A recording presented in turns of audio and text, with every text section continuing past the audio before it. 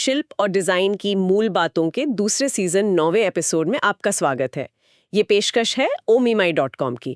आज हम एक ऐसे हुनर पर बात करने वाले हैं जो सिर्फ धागों और गांठों का खेल नहीं है।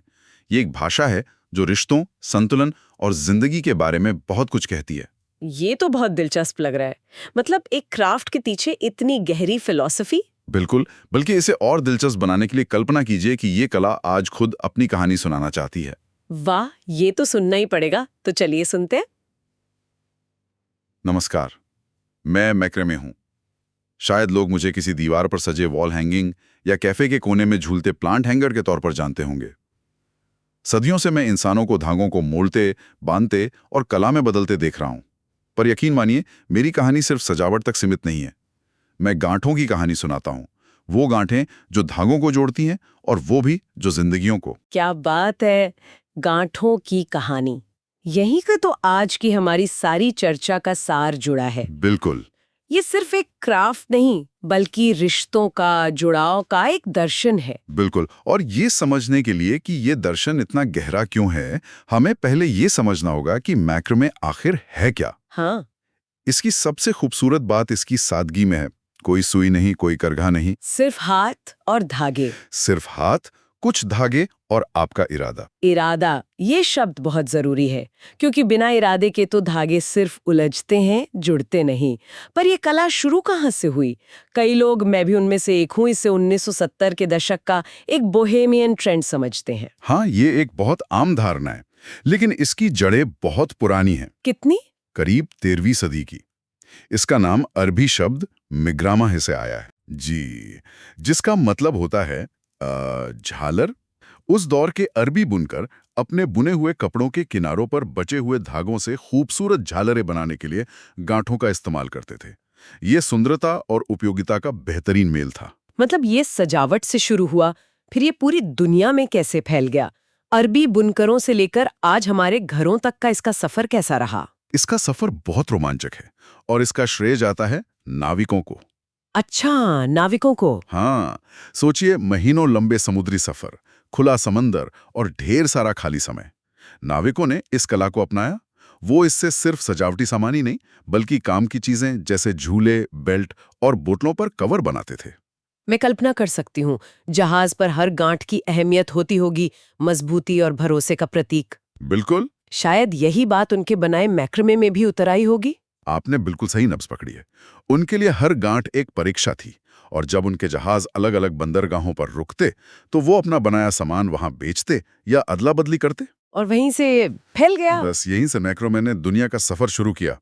फिर विक्टोरियन युग आया, जब ये महिलाओं के बीच एक नाजुक और महीन कला के तौर पर बहुत पॉपुलर हुआ। अच्छा। पर्दों से लेकर मेजपोश तक हर चीज में इसकी बारीक डिजाइन दिखती थी। और फिर आया 70s का दशक, जिसका जिक्र हम कर रहे थे। वो दौर जब ये हिप्पी कल्चर और आजादी का प्रतीक बन गया। हाँ, उस दौर में इसने जबरदस्त वापसी की। ये प्राकृतिक जीवन शैली, सादगी और बगावत का प्रतीक बन गया। हर घर में एक मैक्रेमे का प्लांट हैंगर या वॉल आर्ट जरूर मिलता। सही बात है। और आज इस डिजिटल दुनिया में जब हम स्क्रीन से थक चुके हैं, तो ये फिर से लौट आया है, एक सुकून बनकर, अपने हाथों से कुछ असली और ठोस बनाने की चाहत बनकर। ये बात मुझे बहुत प्रभावित करती है। आज ये हर जगह है। मैंने हाल ही में एक कैफे में मैक्रेमे का एक बहुत बड़ा रूम डिवाइडर देखा था। अच्छा। हाँ, और उसने उस पूरी जगह को एक बहुत ही आरामदायक और बोहेमियन एहसास दिया था। ये कमाल है कि कैसे सिर्फ धागों से आर्किटेक्चर में भी बदलाव लाया जा सकता है। बिल्कुल, आज इसके रूप अनगिनत हैं। दीवारों पर ये सिर्फ सजावट नहीं करता, बल्कि एक टेक्सचर और गहराई देता है। प्लांट हैंगर तो अब इसका सिग्नेचर पीस बन चुका है, जो साधारण से गमलों को भी एक सस्पेंडेड गार्डन जैसा लुक दे देता है। और फैशन में तो इसका इस्तेमाल कमाल का हो रहा है। बैग, बेल्ट, गर्मियों की पोशाकें, यहाँ तक कि गहने भी। हाँ, ये किसी भी आउटफिट को एक हैंडमेड, एक आर्टिजनल टच दे देता है। और ये सिर्फ छोटी मोटी चीजों तक सीमित नहीं है। अब लोग मैक्रेमे से झूले, कुर्सियां, यहाँ तक कि बेबी मोबाइल्स और शादियों के बैकड्रॉप्स तक बनवा रहे हैं। ये दिखाता है कि इसकी अपील कितनी व्यापक है। लेकिन इन सब चीजों के पीछे जो असली जादू है, वो है इसे बनाने की प्रक्रिया। अच्छा। इसमें जल्दबाजी की कोई जगह नहीं।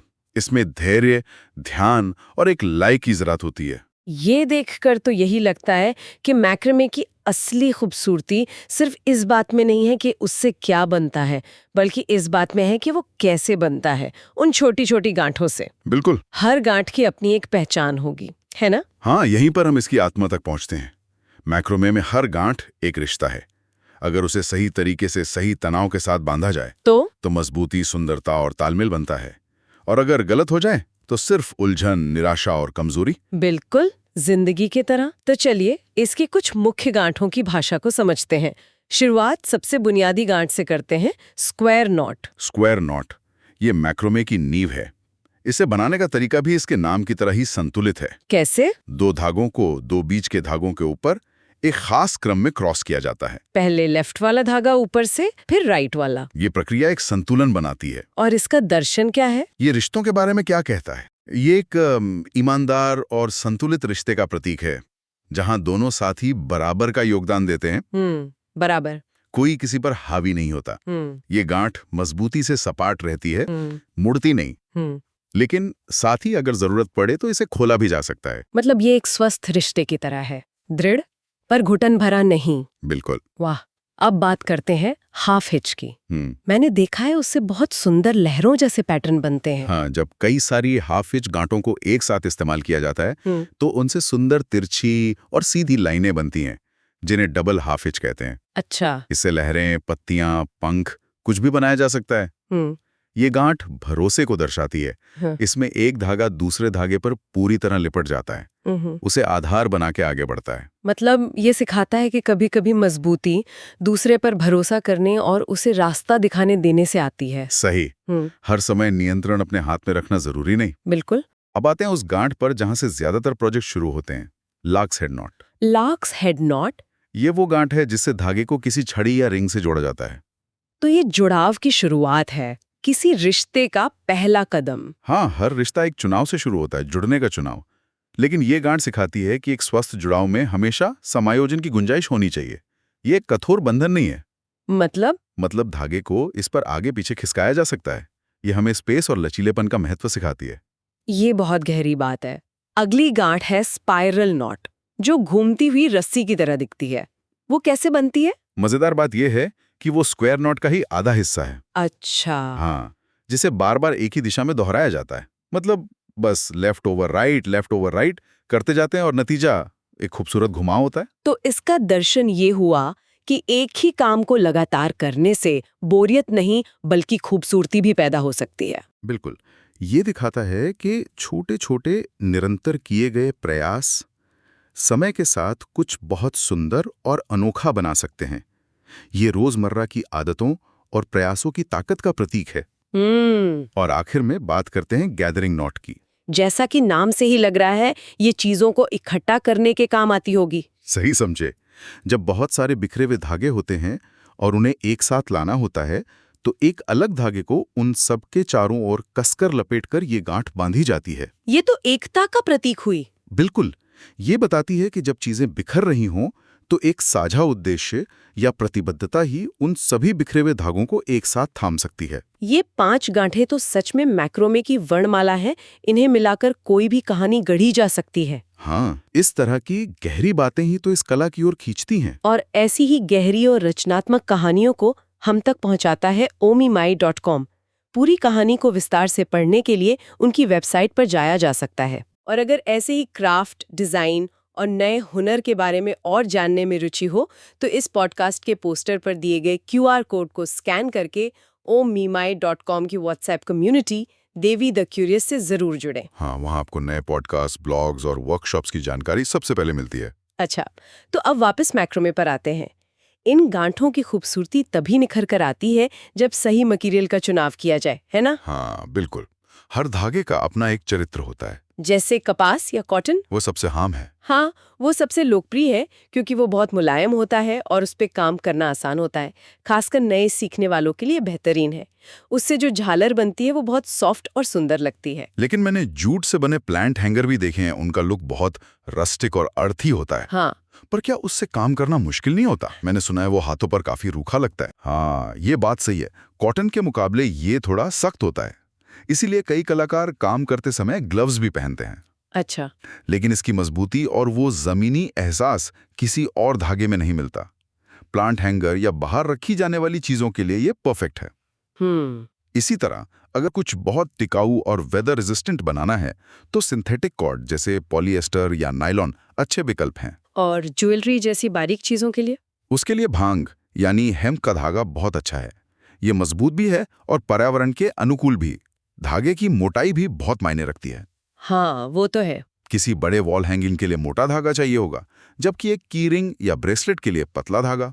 और हाँ, इसमें मनको यानी बीड्स का इस्तेमाल तो डिजाइन में एक नई जान डाल देता है। बिल्कुल, लकड़ी, पत्थर या कांच के मनके आपके काम को एक अलग ही पहचान दे सकते हैं। सही। और एक प्रो टिप जो हर मैक्रेमे आर्टिस्ट देगा, हमेशा जरूरत से 4 से 8 गुना लंबा धागा खरीदें। ओह, 4 से 8 गुना। हाँ, क्योंकि बीच रास्ते में धागा छोटा पड़ने से ज्यादा निराशाजनक कुछ नहीं होता। ये फ्लो स्टेट वाली बात मुझे बहुत दिलचस्प लगी। हम सब अपनी डिजिटल जिंदगी में इतना खो गए हैं कि हाथों से कुछ बनाने का वो सुकून ही भूल गए हैं। सोर्स में एक बहुत गहरी बात कही गई है। लोग तनाव में मैक्रोमे बनाना शुरू करते हैं और शांत होकर गर्व के साथ खत्म करते हैं। ऐसा क्यों होता है? इसकी वजह फ्लो स्टेट है।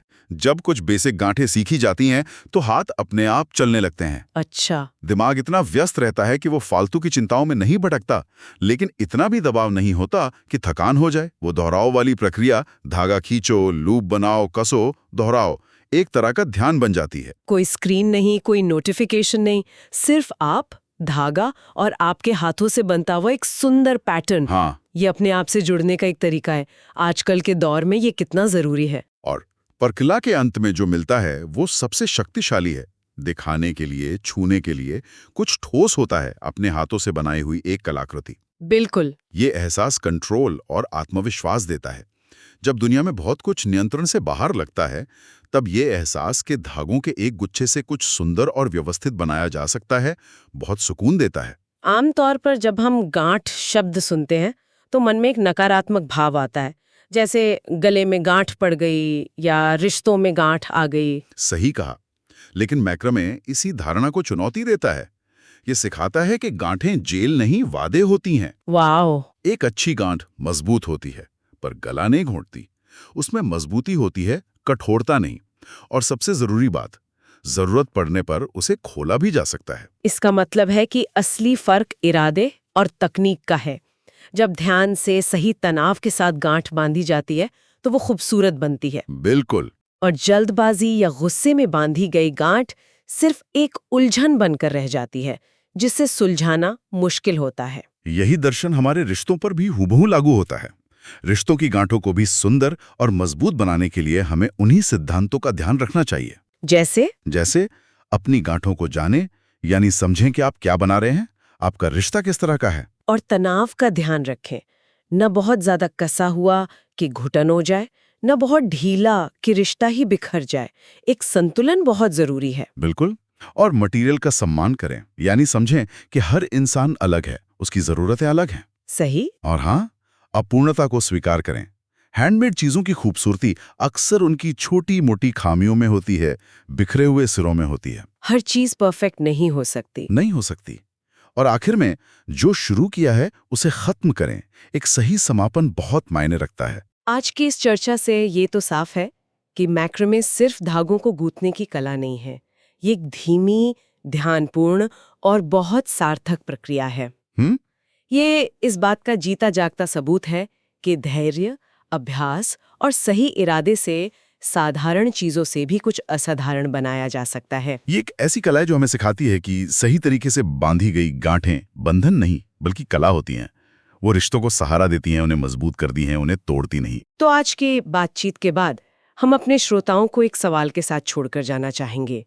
आपकी अपनी जिंदगी में जो गांठें हैं, रिश्तों की, कमिटमेंट्स की, जिम्मेदारियों की, क्या उन्हें खूबसूरती से बांधा जा रहा है? अगर किसी और कला या डिजाइन के बारे में इतनी गहराई से जानने की इच्छा हो तो हमें कमेंट बॉक्स में जरूर बताएं। इस पॉडकास्ट को फॉलो करें ताकि अगला एपिसोड मिस ना हो। और हाँ, देवी द क्यूरियस व्हाट्सएप कम्युनिटी से जुड़ने के लिए पोस्टर पर दिया गया QR कोड स्कैन करना ना भूलें। अगली बार तक के लिए इजाजत दीजिए। ये पेशकश थी omimi.com की।